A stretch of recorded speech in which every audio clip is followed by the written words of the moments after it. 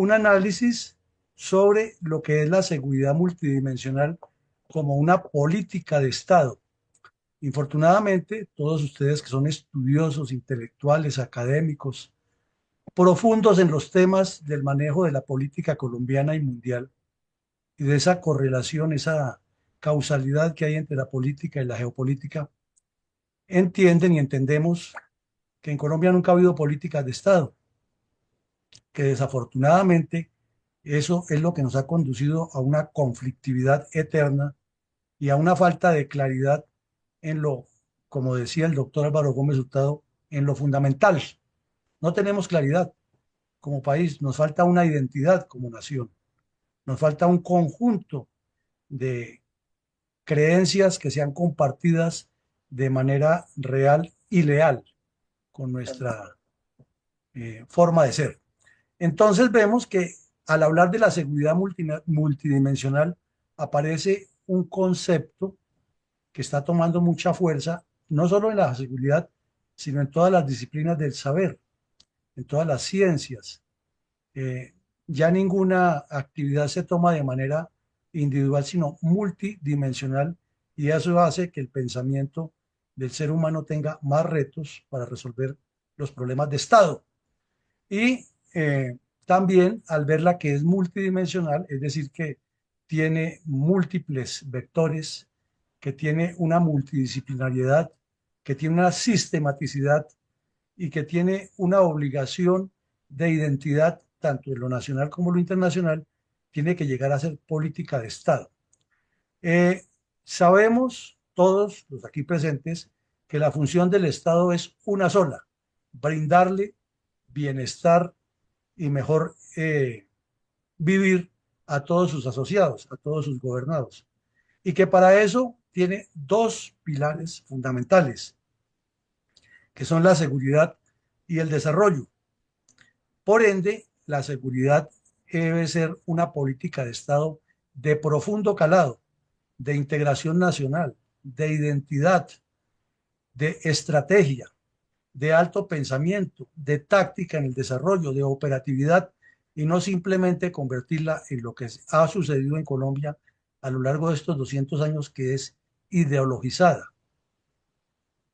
Se ideologiza de tal manera que se mira desde factores y puntos de vista parcializados o lo que le conviene a determinado grupo y, en el caso más extremo, a determinada persona. Y por eso hemos vivido una conflictividad eterna. Hecho ese preámbulo, comencemos a dialogar con lo siguiente. Hace poco en uno de los medios internacionales nos preguntaban con mucha vehemencia, en la que participaban muchos izquierdistas, y era como es usual en esos programas de opinión, que son tres contra uno y el presentador cuatro contra uno. Y el tema era que Colombia necesita ejército para la paz, que necesita soldados para la paz. Nuestra respuesta es al contrario: Colombia no necesita soldados para la paz.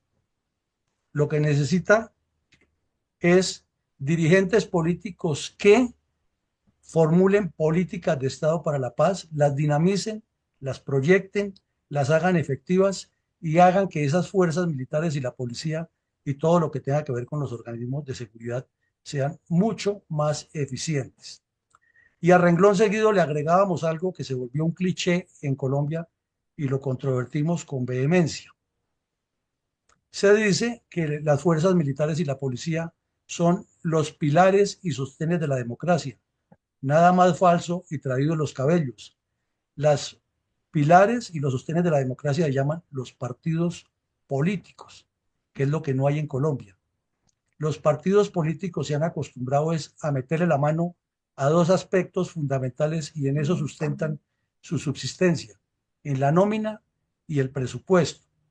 Si se mira el ciclo de la política, tiene ciclo electoral, postelectoral o de ejercicio del gobierno o de oposición en ese campo, y el tercero es el ciclo reelectoral. Ninguno de los tres lo cumple. Se brincan de una vez del ciclo postelectoral al electorero permanente, y ahí es donde tenemos el fenómeno. No hay estadistas. ¿Cómo nos hace de falta un Rafael Reyes, un Álvaro Gómez Hurtado, un Simón Bolívar? Personas que les quepa el país en la cabeza y que tengan la visión de resolver los problemas del país, no los particulares de su gremio. Entonces, ahí es donde está el problema de la seguridad, que como no está concebida como una política de Estado, como algo que se yuxtapone con el desarrollo, entonces tenemos esa confrontación permanente y esos utilitarismos al estilo Mosquera, Obando, José Hilario López, y la lista sigue. Ahora miremos que nuestra constitución colombiana tiene en su contexto una gran cantidad de los fines esenciales del Estado. Si nos ponemos a detallarlos cada uno, volvemos a lo que acabamos de decir.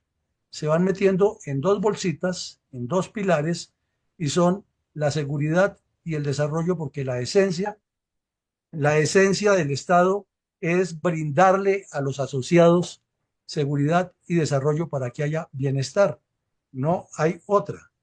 Entonces, si vamos a nuestra Carta Constitucional, que de vez en vez, de cuando en cuando, y cada vez que aparece un caudillo, dice que hay que cambiarla, porque no es la primera vez que nos dice que hay que cambiarla. Es más, la que ya cambiaron tiene no sabemos ya cuántas reformas y adendos. Entonces, lo que tenemos es que, como decía el doctor Gómez, permítanme que sea reiterativo en eso, concentrémonos sobre lo fundamental. ¿Cuál es la esencia del Estado? Es garantizarle bienestar a los asociados y todo esto que ya esté escrito, que no sea letra muerta. Pero estamos seguros que si en ese carnaval de candidatos y candidatas, Oye, Jaime, pero yo pensé que era el 12. El 12 tiene efecto. No, por favor cerramos todos los micrófonos porque entonces no Sí, podemos. cierra tu Por favor, micrófono. Sí, disculpe, cierra. coronel. Un momentico, apagar los micrófonos. ¿Quién estaba hablando ahí ahora? Bueno, José Félix, pero ya se lo pegué, sí. Ok, entonces, gracias.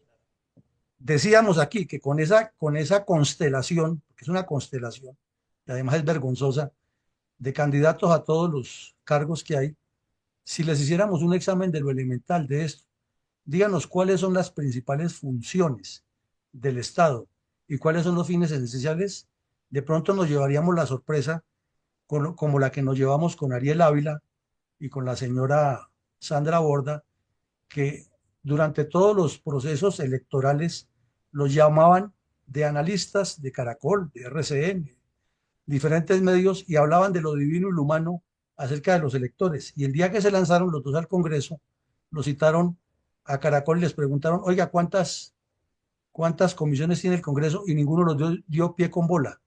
Y hoy el distinguidísimo senador Ariel Ávila es uno de los adalides de la transformación en Colombia. Entonces, si miramos, eso es de lado y lado, ¿no? No es solamente de unos y de otros. Es que tenemos arraigada es la intención de que la política es para electorera permanente y destrucción del país con el cuento de que estamos defendiendo unos u otros principios. Esto nos lleva a pensar que requerimos unos cambios profundos en desarrollo y seguridad. No vamos a leerlas porque ustedes todos son muy intelectuales, han leído la Constitución y saben lo que allí dice, pero se sustenta en defensa nacional y seguridad nacional. Seguridad y desarrollo, perdón, el bienestar. Ahora miremos aquí uno de los tantos, de los muchísimos aspectos que encontramos en diferentes estudios y ponencias y presentaciones para analizar qué es lo que necesita la seguridad nacional y el desarrollo. No necesitamos politiqueros, ni habladores, ni personas que se especializan en hablar y hablar del que está de turno y luego, si no ganan, siguen hablando del que sigue no está de turno, sino lo que necesitamos es proyectos de Estado. Y esos proyectos de Estado gravitan sobre las funciones o fines esenciales del Estado y la seguridad nacional es uno de ellos. Entonces, como ustedes ven, la seguridad multidimensional no es simplemente lo que nos plantea el actual gobierno de que hay que pensar en la seguridad alimentaria, en la seguridad ambiental, en la potencia de la vida y un poco de insensateces que solo conducen a que en cada problema que se arma, entonces hay que armar otro para disimularlo y es una estratagema de engaño. Vamos a lo correcto y esperamos que en el debate no comencemos aquí a defender a Petro y a defender al... No, estamos hablando de lo que es y lo que está sobre el tapete. Y lo que está sobre el tapete es que en el mundo el concepto de seguridad se está intercalando o se está yuxtaponiendo, y ustedes lo ven arriba. La seguridad nacional más seguridad colectiva más seguridad humana, y eso teniendo que ver con seguridad hemisférica y seguridad ciudadana que se yuxtaponen. Aquí lo vemos, coloquemos el punterito para que nos veamos mejor. Aquí lo vemos, la seguridad colectiva tiene que ver con la hemisférica y la seguridad ciudadana con la seguridad humana. Entonces, ¿qué ocurre? Que está en teoría, esto está muy primario todavía, ni los países del primer mundo lo estudian. Por ejemplo, el terrorismo islámico se considera en muchos países simplemente como un problema de policía y no de integración nacional, no de seguridad nacional. En Latinoamérica, durante el gobierno del señor Duque, se hizo un acuerdo declarando a los terroristas de Hezbollah, toda Latinoamérica, con excepción de México, Bolivia y Venezuela, lo declararon eh, como una agresión directa contra el continente, y lo es, lo es. Y resulta que quedó en letra muerta, fue un acuerdo muy bonito, pues, vino Mike Pompeo, habló la señora Claudia Brum, habló el canciller, habló el ministro de Defensa, que en ese tiempo era el señor Holmes, allá en la Escuela de Policía, y se celebró un año del acto terrorista del ELN contra la Escuela de Policía, y quedó escrito. Pero al día de hoy no hay ninguna respuesta de seguridad colectiva eh, de todo el hemisferio para combatir el terrorismo islámico. Y entonces lo que pasó fue que se ideologizó y se partió en Latinoamérica los que están con el bloque de China y Rusia y los que están todavía siguiendo las líneas de Estados Unidos. Pero lo que nos conviene a nosotros, porque al fin y al cabo somos nosotros, no dependemos, y entonces se ideologiza y se convierte en discursos politiqueros y propagandísticos. Entonces miremos que la seguridad multidimensional es algo de contexto, de conjunto, que demanda política, y la política la hacen los políticos. Los problemas de cualquier país, de cualquier región, son políticos por donde se le mire, y la respuesta la tienen que dar son los políticos. No es diciéndole, en el caso nuestro, que salgan los militares a decir que se caiga Petro y que porque el comandante del ejército no se le pone bravo a Petro. No, es que eso lo tiene que hacer el Congreso de la República.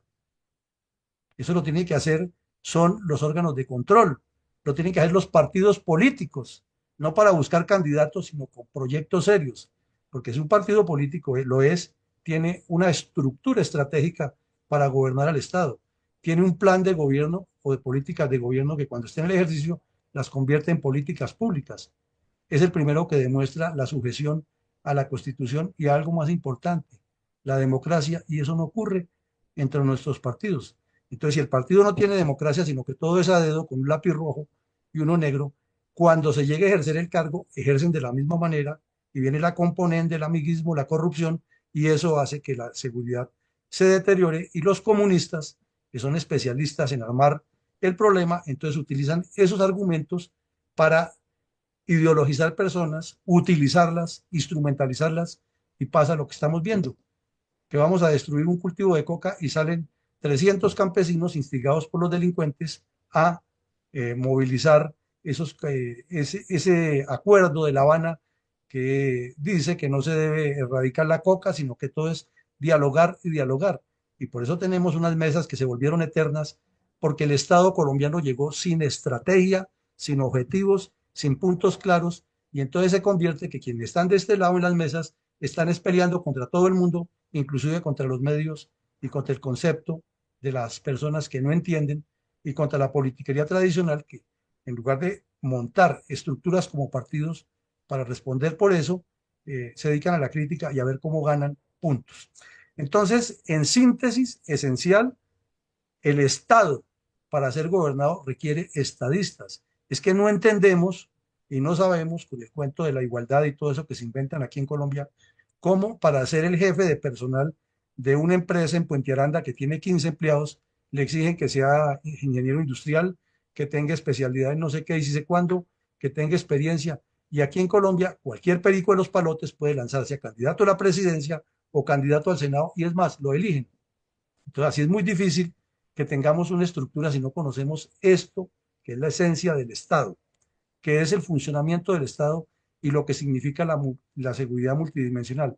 Visto de otra manera, la seguridad multidimensional sería como la plataforma de lanzamiento de la proyección geopolítica del Estado, la forma en que el Estado proyecta su imagen interna. Nuestra Constitución, que ustedes la conocen muy bien, dice en el preámbulo del preámbulo que Colombia hacía el faro de luz de Latinoamérica. Suena bonito, pero es que hay algo muy concreto. Para ser fuerte afuera hay que comenzar por ser fuerte adentro.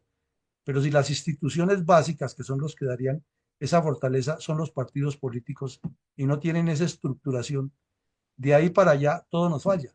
No tenemos políticas de fronteras, no tenemos políticas de seguridad alimentaria claras, no tenemos una ley de seguridad y defensa nacional, no tenemos una ley macro que nos establezca cómo se desarrolla el agro y cómo se integran las regiones.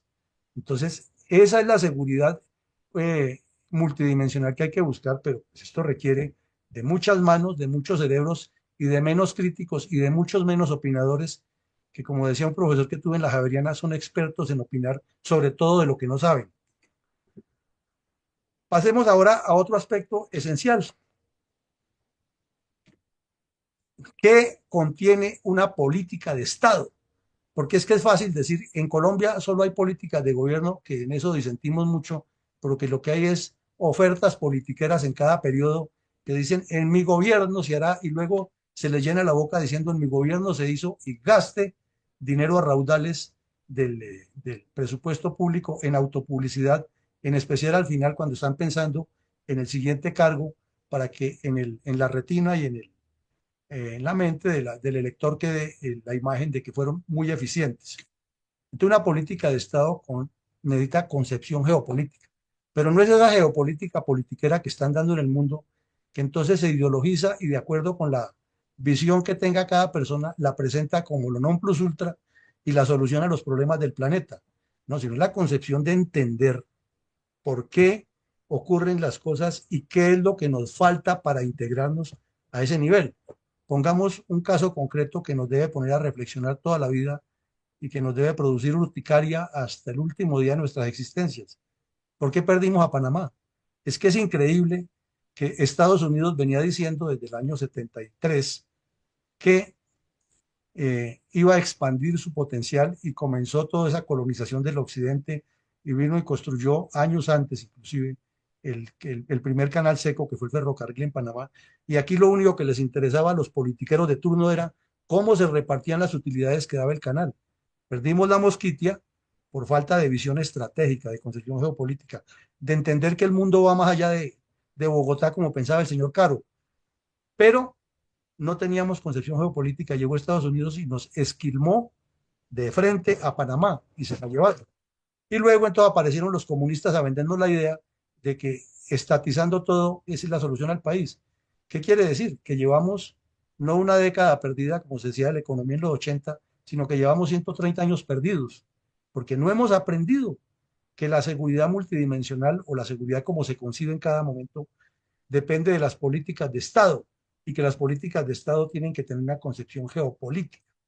La geopolítica debe integrar todo el territorio nacional hacia una proyección exterior. Y es la teoría que se conoce, que es muy cuestionada, pero que tiene mucha validez, que son los intereses vitales del Estado o el espacio vital. Todo Estado necesita el espacio vital, lo que tienes que saberlo yuxtaponer y hacerlo entender como una integración de desarrollo. Entonces, esa geopolítica es la que necesitamos formar en nuestros jóvenes y en los dirigentes políticos, que vean el país más allá de sus intereses personales y de su grupo y de esa, discúlpeme la palabra, maldita polarización que nos ha tenido enfrentados entre centralistas y federalistas, gólgotas y draconianos contra conservadores históricos y no históricos, entre gaitanistas y laureanistas, entre santistas y uribistas, petristas y uribistas, y ahora petristas y el resto del país. Y vivimos en esa polarización tan terrible y no tenemos estrategas, estadistas que nos formulen políticas de Estado y que nos hagan una construcción, como dicen los sociólogos, un constructo que nos oriente. En segunda medida, que tenga visión, ahí me quedó visión, una visión de cuál es el país que se quiere, cuál es el estado de arte deseado, a dónde es que queremos llegar, cómo que China nos dé el ejemplo claro, con una política muy restrictiva y que no es el punto de analizarla aquí, sino en su visión, en su concepto. 2050 China tiene que ser la primera comunidad que le vende el comercio al mundo y la que desarrolla el mejor proceso tecnológico. Que lo logren o no lo logren, están en eso y tienen muchas críticas, pero tienen una visión de Estado, tienen un puerto de llegada, claro, tienen un sujeto que está allí eternizándose y está usando los derechos humanos y lo que sea, eso es otro tema, eso es tema aparte. Pero miremos es que tienen una visión, tienen un punto de llegada. El Estado de Israel, con todas las críticas que le han generado al señor Netanyahu en particular, porque todos sabemos que parte del problema es quererse quedar, pero tiene una visión de Estado. Lo sorprendieron, sí, claro, el 7 de octubre, pero no se sentaron a llevar sobre la leche derramada ni a matarse entre ellos, sino que siguieron trabajando su seguridad nacional. Y esto que le han hecho a Hezbollah es ahora y siempre será referente para la historia universal y para las ciencias militares y para la geopolítica, porque es asombroso la forma como golpearon fundamentalmente las estructuras de Hezbollah y cómo pusieron en jaque a Irán, que ayer se vio obligado a sacar a sus cuerpos consulares de Siria. Entonces aquí vemos una profundidad de cosas que hay que tener es visión, no es para entrar en conflictos de que los unos son buenos y malos no, sino la visión, hacia dónde apunta, hacia dónde quiere llegar el Estado. Y lo han demostrado que en 76 años que lleva de vida el Estado de Israel ha sobrevivido a 1000 ataques, no son ningunos santos, han cometido también muchas acciones, pero han demostrado que por encima están los proyectos de Estado. Y a eso es que nos queremos referir hoy.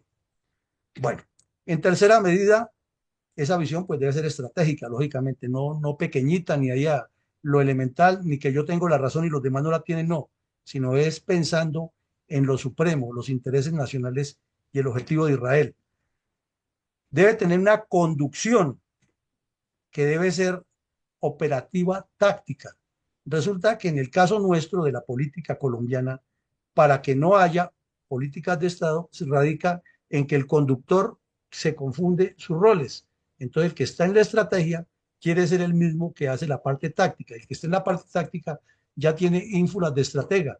Y entonces ni el uno ni el otro trabajan y lo que hay es una conjunción de intereses tenaces que hacen que la seguridad no funcione. Y como ya la vimos, la seguridad no es solamente colocar un soldado en cada esquina, sino es un compromiso integral, estructural del Estado, que tiene que tener hasta con el manejo de la mass media, que es lo que produce el efecto psicológico de lo que está sucediendo a favor o en contra de.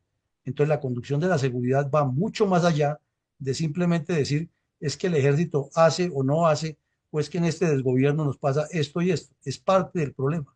Pero todos los que tienen que ver con ese proceso tienen que actuar en consecuencia y no simplemente limitar a la crítica. Ahora, debe tener integralidad, es decir, que haya muchos factores que la conjugan y la hacen eficiente y que como está sobre una visión estratégica y sobre un concepto geopolítico integrado a lo que pasa en el mundo, pues la integralidad va a ser con objetivos nacionales y con objetivos internacionales, no simplemente pensar en que le garantice la seguridad al finquero o la seguridad al comerciante o la seguridad a la misma entidad militar o al Estado o a los miembros del Estado, que es lógico que tiene que prestarla, eso no tiene discusión, pero es que tiene que llegar más allá, tiene que llegar a ser una seguridad prospectiva que analice lo que pueda pasar, que visualice hacia dónde pueden marchar los eventos y debe tener una sistematicidad, o sea, se tiene que manejar como un sistema que tiene un proceso sistémico y sistemático, que se articulan y se desarrollan progresivamente pensando en los objetivos nacionales. Por eso insistimos tanto que es una política de Estado, no puede estar alejada de. Ahora miremos otro aspecto. Hay que conceptualizar y establecer cuáles son los retos para la seguridad multidimensional que tenemos en ciernes. Conceptualizarla no es fácil. Si ustedes buscan una definición, por decir algo, de algunos de los aspectos esenciales de la seguridad multidimensional, que es ¿qué es seguridad humana? Y encontramos que por ideologizarla en el mundo se cambió la torta. Que ¿cuáles son los objetivos del 2030 de la ONU? Entonces, de acuerdo con la óptica que se le mire, inmediatamente se macartiza, se sataniza y se instrumentaliza dependiendo de quién la use. Cuando lo que hay es unos retos que hay que conceptualizarlos muy bien. Si se tienen políticas de Estado, se manejan sobre esos conceptos y esos criterios. Y esa es la administración correcta, porque siempre habrá objetivos y habrá puertos de llegada. Pero es que el que no sabe para dónde va, cualquier camino le sirve o cualquier viento le es favorable y todos los puertos le son buenos. Entonces, ante la seguridad multidimensional hay que cogerla, desgranarla por cada uno de sus puntos y comenzar a mirarla tanto en lo que es seguridad física, seguridad de instalaciones, seguridad de fronteras, seguridad pública, eh, seguridad militar, seguridad, etcétera, etcétera. Todo lo que tenga que ver con seguridad hay que meterlo ahí dentro de ese concepto.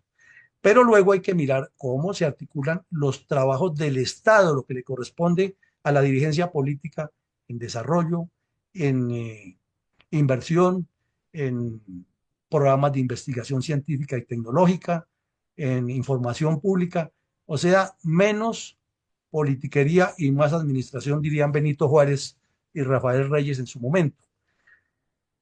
Teniendo esos conceptos ya más claros, entonces hay que poner sobre el tapete cuáles son los retos que tenemos y nombremos algunos de los que tenemos en Colombia para que veamos si toda esa constelación de candidaturas que nos asedian todos los días por las redes tienen estos conceptos claros y si pasarían el examen.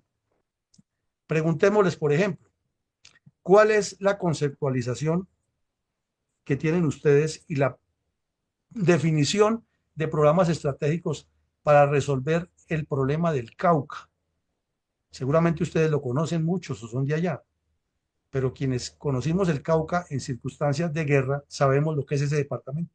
Es una Colombia chiquita, tiene mares, o tiene mar, tiene selva tropical, tiene alta montaña, tiene la diversidad etnográfica, quizás la más grande de Colombia, tiene ríos, montañas, coca, marihuana, terroristas, bandidos, políticos corruptos, tiene de todo el Cauca.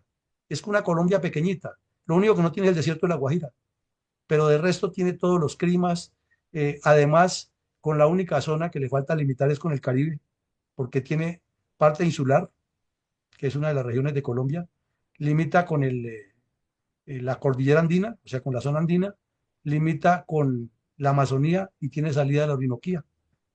Entonces el Cauca es un departamento fundamental, pero es que eso no se resuelve simplemente diciendo cuando yo sea senador o presidente yo voy a promover tal cosa para que vaya el ejército y le dé plomo a todos los bandidos. Si el ejército le toca, pero es que el ejército ni son máquinas ni resuelven los problemas políticos, porque es que el Cauca tiene una pésima conectividad, tiene un problema con los indígenas que hay que resolverlo de una manera muy inteligente y no en la confrontación, ni tampoco permitiéndoles que sigan llenándose de dinero con los recursos nuestros sin producir nada.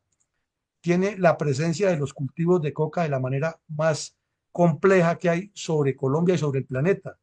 Tiene la salida al Pacífico, tiene ese cañón del Micay que es un dolor de cabeza no de ahora, sino de histórico. Pero también es que el oriente del Cauca es ingobernable. Y si el oriente del Cauca es ingobernable, es que el norte del Cauca es peor. Y si ustedes miran la zona de la Bota Caucana, que es una combinación de Amazonía con cordillera andina, es terrible. Y allá nacieron las FARC. Acuérdense que Tiro Fijo y este Trujillo, Ciro Trujillo, formaron las primeras republiquetas independientes en el oriente del Cauca. Y que eso está ahí. Y que Tiro Fijo se sentaba con una máquina de escribir y hacía y entregaba títulos de propiedad. Y el senador Mosquera Chaus, en ese momento, se dedicaba, era a despotricar del gobierno porque era un gobierno conservador. Y estaba muy bien correspondido porque el senador conservador, Álvaro Gómez, le contestaba en la misma manera y en el afán politiquero de las elecciones del 66, pero lo que hicieron fue permitir que eso creciera y la República Independiente del Pato creció como el escenario que generó, del Pato no, sino del Río Chiquito, creció como el escenario que multiplicó la violencia en Colombia. Y si ustedes miran ese nudo que hay ahí, ese nudo estratégico, el Pato, Río Chiquito, Marquetalia, saliendo al oriente al Sumapaz y proyectándose hacia el occidente de Cundinamarca y Biotá, ahí está el epicentro de lo que tenemos ahora. Y entonces el Partido Comunista, ¿por qué no responde? ¿Por qué seguimos hablando en la academia de la violencia bipartidista cuando es tripartidista, porque es que el Partido Comunista no fueron santas palomas. Y ahí tenemos todos los bandidos en el Congreso, y son del Partido Comunista todos. Dicen que no cambian sus preceptos comunistas.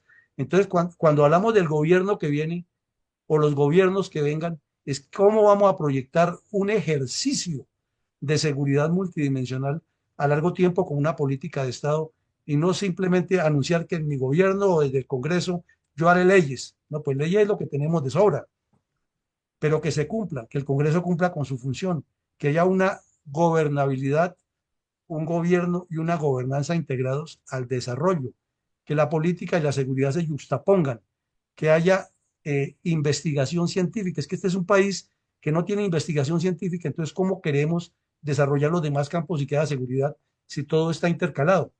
Bueno, no me extiendo más porque ya ustedes sacarán sus conclusiones. Ahora miremos una lista breve que tenemos aquí de lo que son nuestros males actuales en la seguridad. Es que la seguridad está ideologizada. ¿Quién dijo que la seguridad era el gobierno del cambio o de la prosperidad para todos o la seguridad democrática y otras seguridades que se han inventado aquí? No, la seguridad es seguridad y es multidimensional y tiene una multiplicidad de factores que tienen que llevarla a efecto. Pero aquí, si le preguntan a los bandidos del ELN para ellos qué es seguridad, entonces para ellos seguridad es que todos los delincuentes que tienen organizados en lo que se llaman sus entidades de gobierno popular sean los que vayan a las mesas de conversaciones a hablar en nombre de la sociedad civil. No es la sociedad civil como tal, pero sí aparecen los estultos que no se dan cuenta que lo están utilizando y quieren aparecer en esas mesas figurando sin tener ese concepto estratégico que maneja la izquierda armada y desarmada, de que cada paso que dan lo dan pensando en lo que viene, cómo manipulan. Es más, es histórico en Colombia que siempre llegan con agenda puesta, siempre, siempre.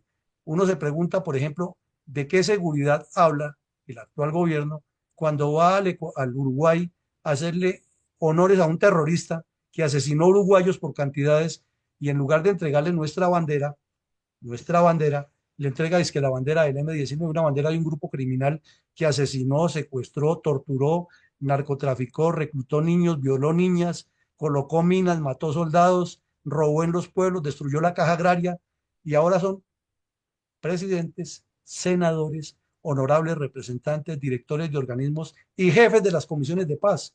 Imagínense ustedes entregarle el queso al gato para que no se coma el ratón, pues se come el queso, se come el ratón.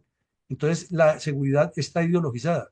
Y al día siguiente viene y deja plantadas a las familias de los militares esperándolos para la ceremonia y no aparece. Dice que tiene adicción al café. Nos parece que de pronto el café perico. Entonces, ante esa situación tan compleja de ideologización de la seguridad, lo que se requiere a partir del año, del periodo venidero, es desideologizar la seguridad y montarla como una política de Estado.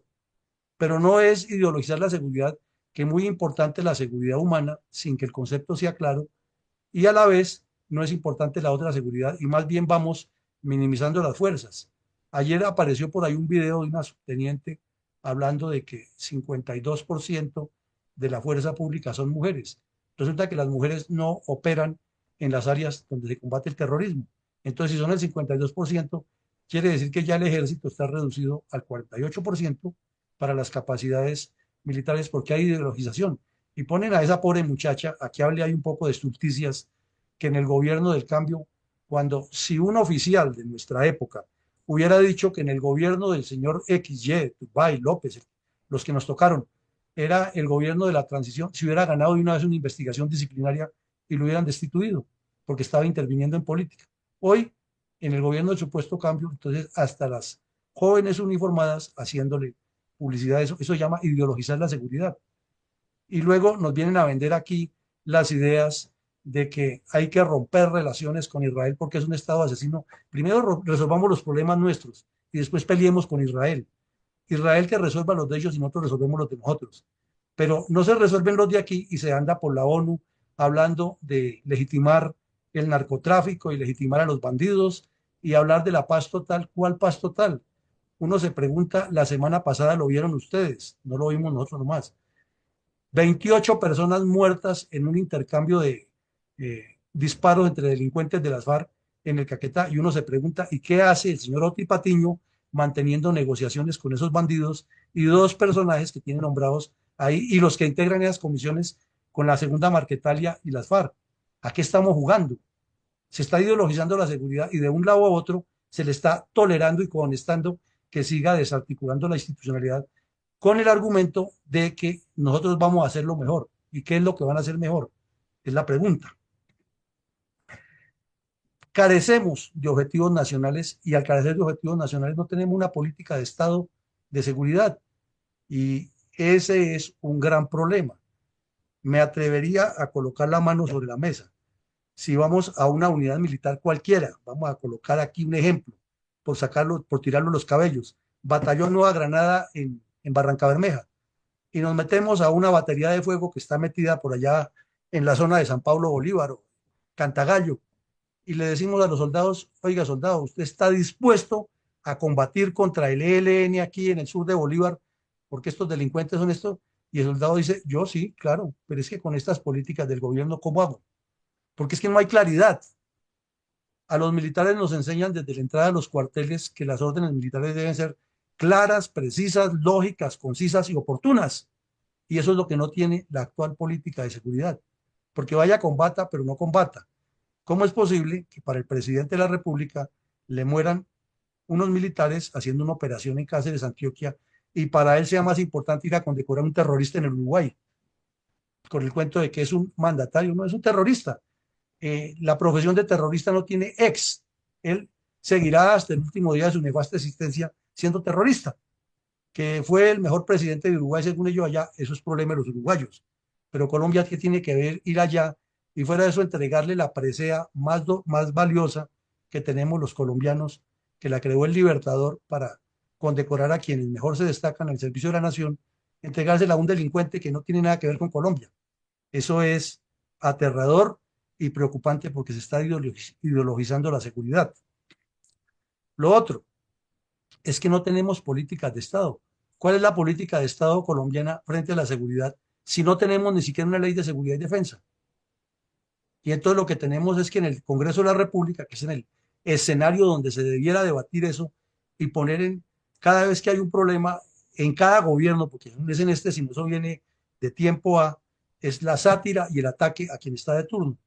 O si no, los invito a que entren al doctor Google y miren los periódicos de los años 60, cuando estaban Chispas, Desquites, Sangre Negra, el Capitán Veneno y todos esos delincuentes, y verán al señor Gerard Restrepo haciendo campaña política desde 1958 hasta el 66 y no para un solo día, no para un solo día.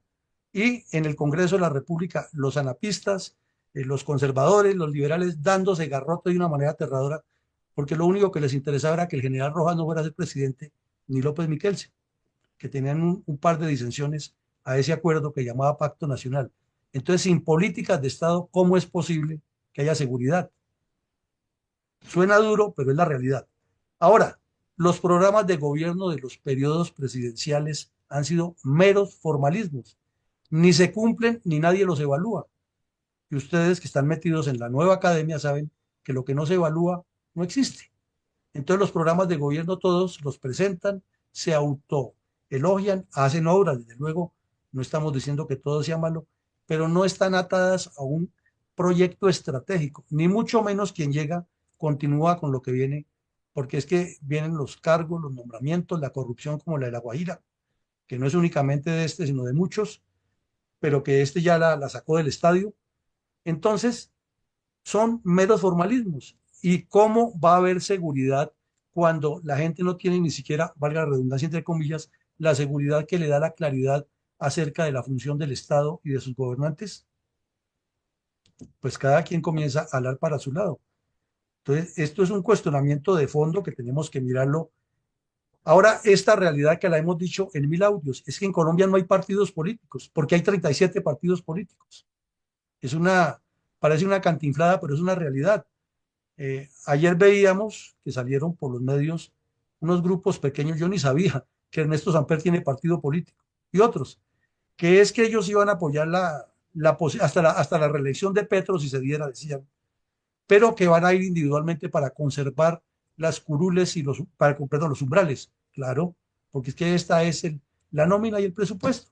Y porque mientras tengan ahí un umbral o una personería jurídica reconocida, los colombianos estamos sosteniendo una manada de parásitos que están viviendo del Estado.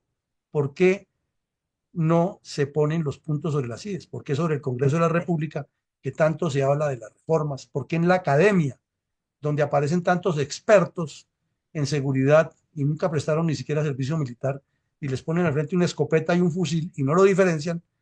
¿Por qué no se habla de que, como no hay partidos políticos y hay esta argamasa, este enredo, Colombia está sin partidos políticos serios? Hay tantos partidos que no hay partidos políticos.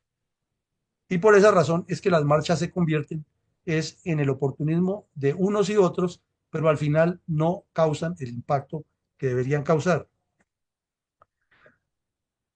Hay una narrativa comunista y una desfiguración de la historia aterradora.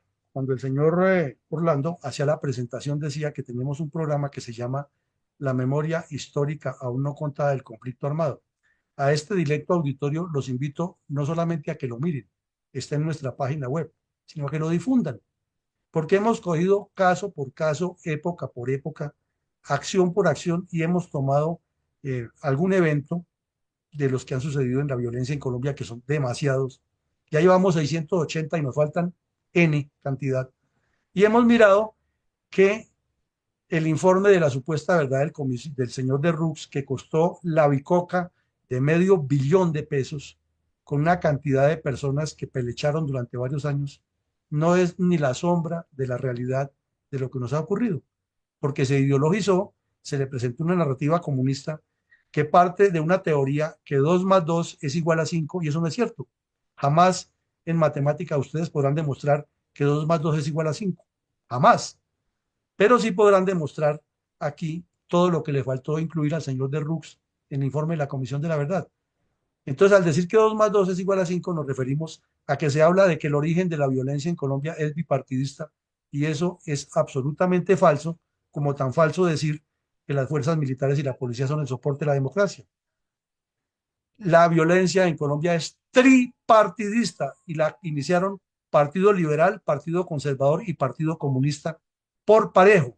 Y en los años 40 la estimularon de tal forma que en los 50 hizo metástasis, y en los 60 llegamos al colmo de la barbarie, que la llamaron la segunda violencia, con todos esos delincuentes, con esos apodos funambulescos que hay. Entonces, si la historia se desfigura de esa manera y comenzamos desde una analogía falsa a construir toda una teoría, pues de ahí para allá lo que se diga no es cierto. Entonces, esa historia tiene una narrativa comunista que es tenaz. Lo mismo, ustedes oyen por los medios de comunicación, y es, el Estado tuvo la culpa. Es que Tiro Fijo decía que a yo me robaron unas gallinitas y ustedes saben que yo soy una víctima, y todo el mundo le creyó ese cuento y lo siguen presentando. Juan de la Cruz Varela fue un delincuente del Partido Comunista que organizó guerrillas, atacó el Estado, mató soldados, destruyó puestos de policía, atacó pueblos, secuestró, robó, mató a sus enemigos políticos, y sin embargo fue el honorable representante a la Cámara y el líder agrario. Y hagan la prueba, busquen y verán que una universidad que pagamos con nuestros recursos los colombianos, en sus departamentos de ciencia política, tiene los estudios donde dice que el señor Juan de la Cruz Varela es una gran persona. Si eso no es ideologizar la seguridad, entonces ¿qué es? Porque es que la seguridad no solamente la ideologiza quien esté en el poder, sino la academia, los medios de comunicación y los ignorantes que reproducen lo que es sin investigar ni llegar a fondo a cada tema. Y este tema, pues ustedes lo manejan mejor que nosotros. Hay una pobreza total estructural en educación de ciencias sociales. Los colombianos no sabemos ni siquiera cuál es la estructura del Estado, ni cuáles son sus funciones. Es que es más, hay mucho colombiano que ignora completamente lo de los pesos y los contrapesos, lo de las ramas del poder público, las normas que tiene la Constitución. Y entre esos colombianos, no se nos haga extraño que tendremos también incluidos a quienes nos aspiran a gobernar. Así como le preguntaron al señor Ariel Ávila que cuántas comisiones tiene el Congreso y no sabía, seguramente que le hacemos un examen de estos temas a muchísimos de esos candidatos y candidatas, y no nos van a contestar de ninguna manera lo que creeríamos que deberían saber para gobernarnos. Entonces estamos en un país sin objetivos nacionales, sin estrategias, sin políticas de Estado, que afortunadamente gracias al sacrificio de la empresa privada y de la abnegación de las fuerzas militares y policía ha subsistido como nación, porque las instituciones han tendido a burocratizarse y a ser en muchas ocasiones más una traba que para el desarrollo del Estado. Y con esto no me estoy volviendo comunista ni progresista, estoy diciendo lo que se siente y lo que se evidencia al decantar la historia paso por paso y al entrar a fondo de dónde están nuestros problemas y al haber vivido como soldado, no en una ni dos veces, múltiples ocasiones de combates, de ver muertos, de ver heridos, de ver pueblos destruidos, de llegar a recoger todo lo que nos ocurría por culpa de los malos gobiernos. Entonces ahí está el problema. El señor Quiseno levantó la mano, yo le pido el favor que al final, para que no interrumpamos el hilo de la conversación. Ahora, al final, sí. hay una insuficiente dotación de los organismos de seguridad. Eso es una realidad. Y en este gobierno sí que se ha visto que por estar peleando con Israel nos quedamos sin la capacidad de inteligencia técnica y se inventan un montón de cosas que Pegasus, que no sé qué. Pegasus es de necesidad de seguridad nacional y punto. Y todos los estados tienen la obligación de defender a sus ciudadanos. Ahora, que haya gente que es descompuesta y lo utilice para fines particulares, pues esa es la obligación de los entes investigativos de tomar acciones. Pero el Estado necesita estructura técnica, tecnológica y equipos adecuados para garantizar la seguridad a los demás ciudadanos, no a un grupo de personas, a los demás ciudadanos. Lo que no se puede permitir es que se ideologice y se le cambie el enfoque para otros intereses y para otros menesteres y para hacer politiquería. La ineficiencia y la corrupción atávicas de la justicia tienen que ver con la seguridad. Es que nos pasó y le sigue pasando a estos muchachos que están actualmente en ejercicio. Nos pasó muchas veces en operaciones capturábamos delincuentes con las manos en la masa, con el fusil, con las armas, con los radios de comunicación. A nosotros nos confesaban, sí, soy integrante de tal cuadrilla, he hecho esto, esto y esto. Y en el informe que uno pasaba a la justicia, inmediatamente le dictaban una medida de aseguramiento mientras investigaba. Y a los 15 días lo soltaban porque es que la captura fue mal hecha, porque es que no sé qué. Vimos también un periodo que tiene que ver con este problema que tiene la seguridad en Colombia, que fue cuando le daban los consejos de guerra a los militares.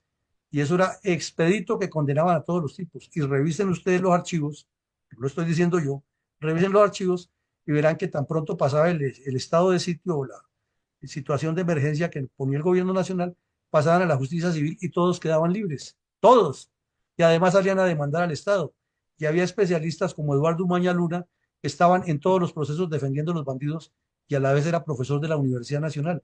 Uno se pregunta a qué horas dictaba clases este señor si la pasaba de, de defensor de consejos de guerra de bandidos. Y también pregunta uno, si la mayor parte del tiempo le dedicaba a eso, ¿quién le financiaba ahí? Como los famosos viajeros de la paz. Viajan por todo el mundo hablando de la paz en Colombia y no se sabe quién los financia. O sí se sabe, ¿no? Bueno, la situación actual nos lleva a que Petro ideologiza la seguridad nacional, la seguridad multidimensional y está desinstitucionalizando progresivamente el país, porque él tiene en su formación marxista la intención de crear un caos y de ese caos sacar las ventajas para lograr una constituyente y eternizarse en el poder.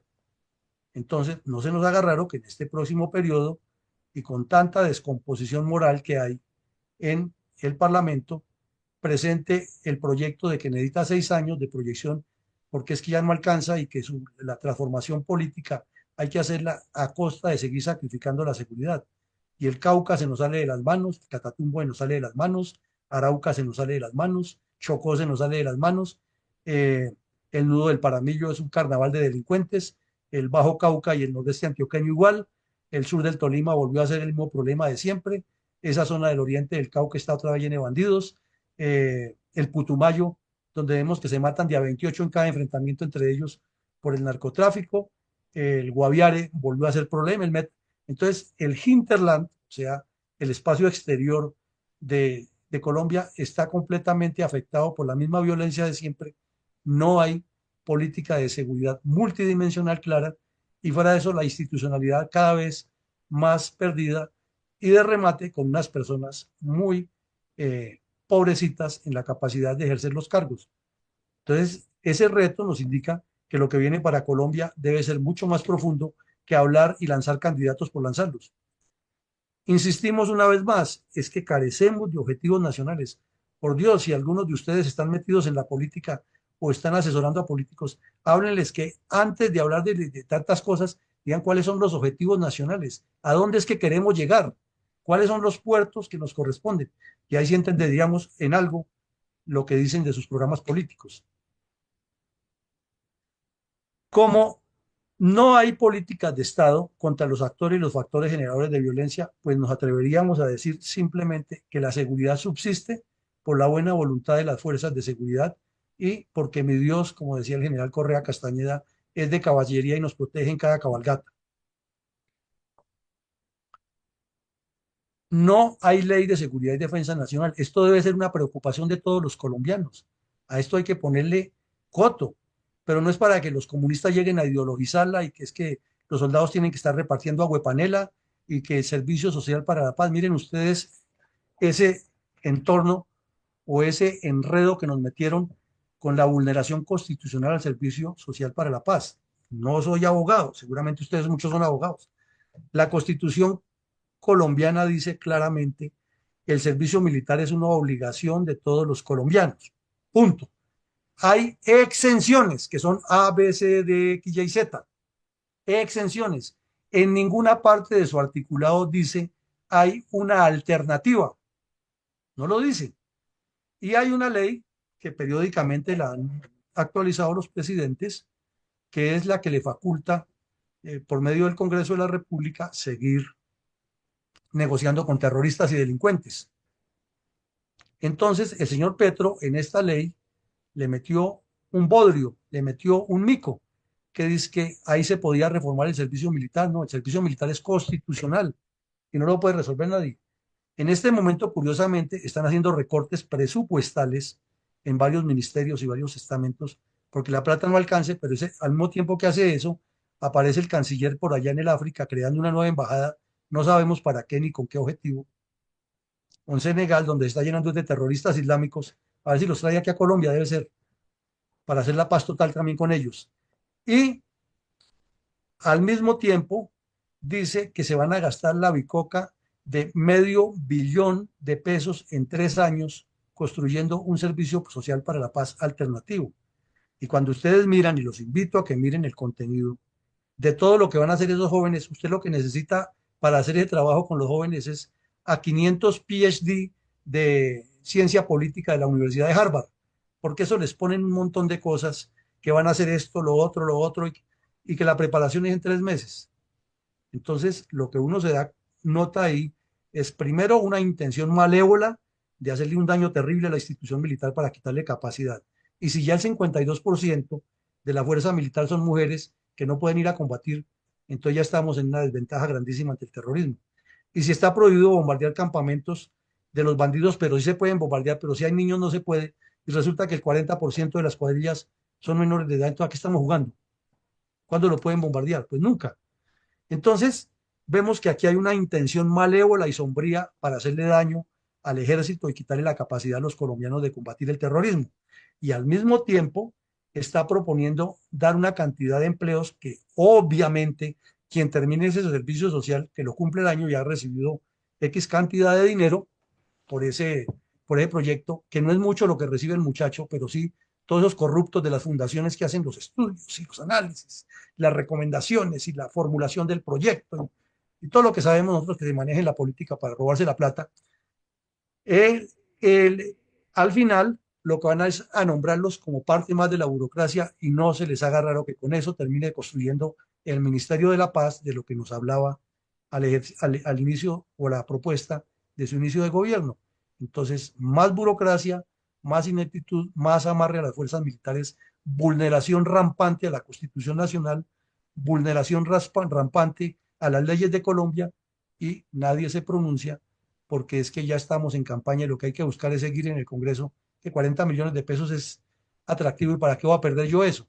Entonces lo que queremos es saber cómo nuestros candidatos a gobernar el país y a legislar a partir del 26 nos presentan unos proyectos estratégicos de partido en torno a estos temas, no en torno a que hay que echarle plomo a los bandidos y que Petro es malo, porque es que eso lo sabemos todos. Otro, es un país donde pululan los abogados. Aquí no sabemos cuántos abogados hay en Colombia, pero esos se encuentran en cada esquina. Pero ninguno sale a defender la seguridad y el desarrollo. Y Colombia tiene una característica que ustedes me pueden decir si soy mentiroso. Aquí en Colombia todos los procesos, o casi todos, contra el Estado se ganan. Casi todos. Pero la defensa de Colombia en los órganos internacionales, e inclusive aquí nacionales, se pierden todos.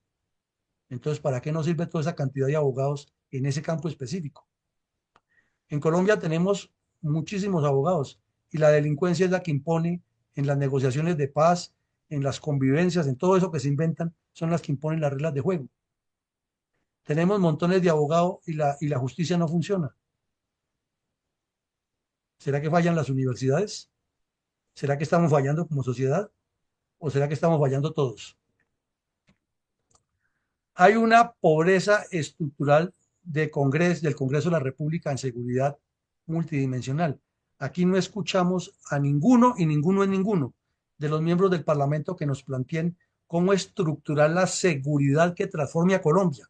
No la seguridad que dice que va a darle plomo a los bandidos en el Cauca, porque al final el día que se vaya Petro, otro presidente tomará la decisión de ir a combatir con esos delincuentes, sino cómo es que se reestructura eso para no volver al cuento de las mesas de conversaciones y seguir en la misma, y que la agenda, y que 3 meses cuadrando la agenda y revisándole el punto y coma, y que estos bandidos artificiosamente le meten por aquí y por allá, dilatan y dilatan y dilatan, y se pasa el gobierno, y entonces hay que seguir con ese proceso.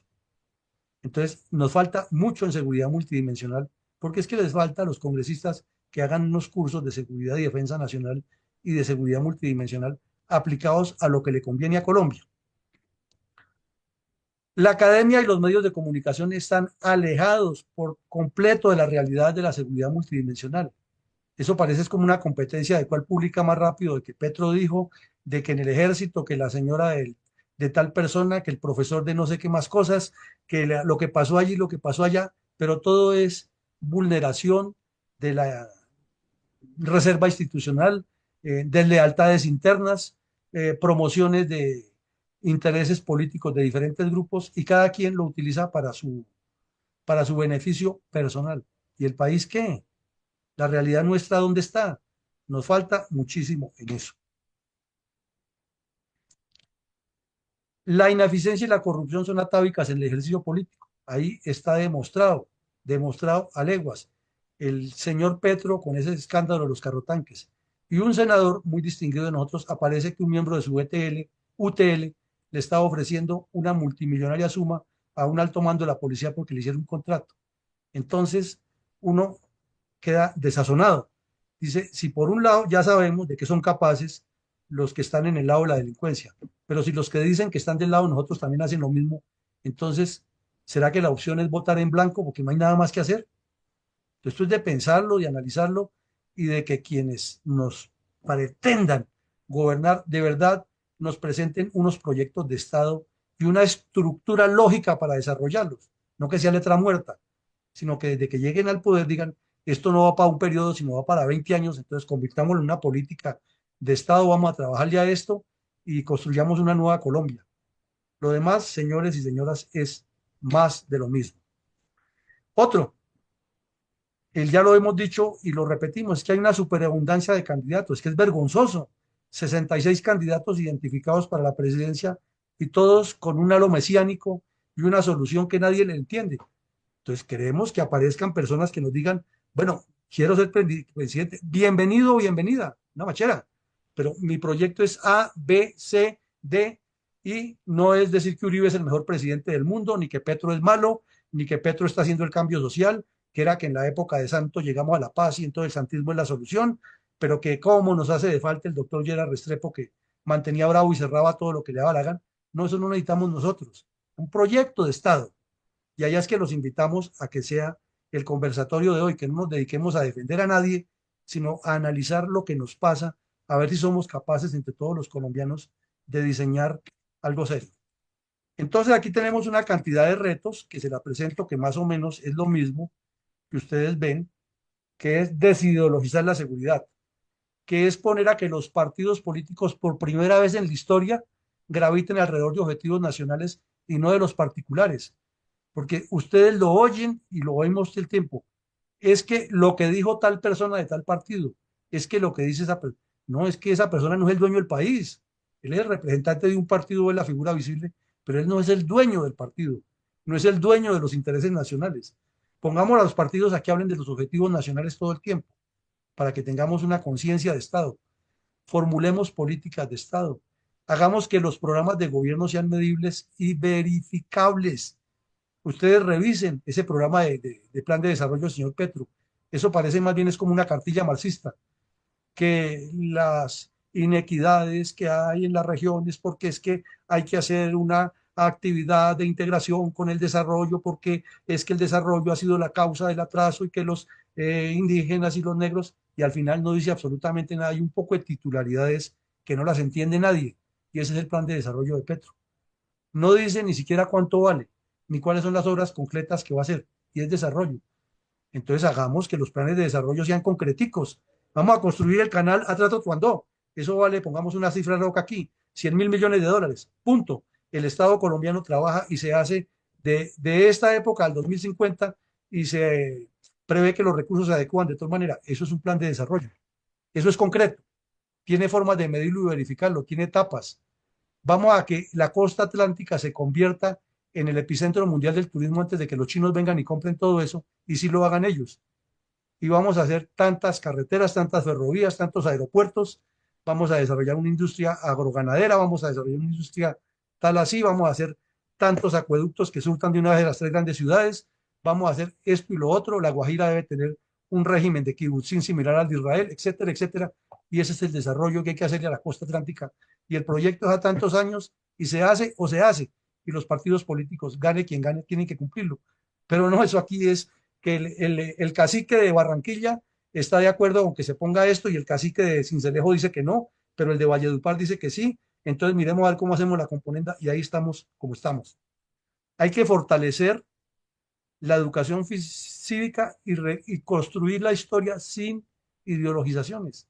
La historia hay que contarla como es, que al que le caiga el guante, que se lo chante, a ver si las sociedades cambian. Hay que tener una política de frontera, señores. El mundo entero, los países ya más desarrollados, están con un afán de coger fronteras. Ustedes ven lo que está pasando hoy en Siria. Al norte de Siria, el señor Erdogan está promoviendo que los grupos islamistas tumben al bandido ese que esté en el poder en Siria y entonces le está ayudando a que los derriben porque él quiere apropiarse del norte de Siria y arrasar con los kurdos. Esa es una realidad. Y entonces interviene Rusia bombardeando y asesinando civiles allá en Siria con el cuento de que está defendiendo al Assad y Irán en la misma. Entonces, vemos que hay una intención de política de fronteras, de extender estados, y nosotros aquí perdemos 75.000 kilómetros en un fallo espurio y sale el ex canciller y dice que es que ahora hay que pedirle permiso a Nicaragua entonces para pasar por ahí, o los expresidentes y exministros de Relaciones Exteriores dicen que no aceptan la invitación de ir al Congreso a responder por lo que hicieron. ¿Será eso seguridad? ¿Será concepto de seguridad? ¿Será concepto de desarrollo? Entonces lo que tenemos que cambiarle a Colombia es mucho antes de hablar de tanta politiquería. Y desde luego hay que reformar la justicia para que coadyuve a la seguridad multidimensional, porque la justicia colombiana tiene muchos problemas, todos la sabemos, los conocemos y vemos su incapacidad, su ineptitud, su corrupción, su descomposición. Y si ese aspecto tan fundamental que va de la mano de la seguridad no funciona, ¿cómo queremos que el país tenga desarrollo si ya la seguridad está afectada? Tenemos una clase empresarial aquí colombiana que es admirable, se sacrifica, crea, tiene dificultades y problemas como todos, pero es la que ha mantenido la economía medianamente estable y a unas fuerzas militares y de policía que han entregado lo mejor de sus vidas, lo mejor de las juventudes, defendiendo a esto. Doctor Solano, creo que me excedí antes de hablar, entonces la palabra la tienen ustedes. Lo que sí respetuosamente les pido es que no entremos aquí en debates politiqueros e ideologizados que no nos conducen, sino que nos concentremos en lo que necesita Colombia. porque cuando uno va a este tipo de debates y encuentra ese tipo de argumentos, le da la sensación de que, como dijo Simón Bolívar, perdí el tiempo. Adelante, mi doctor.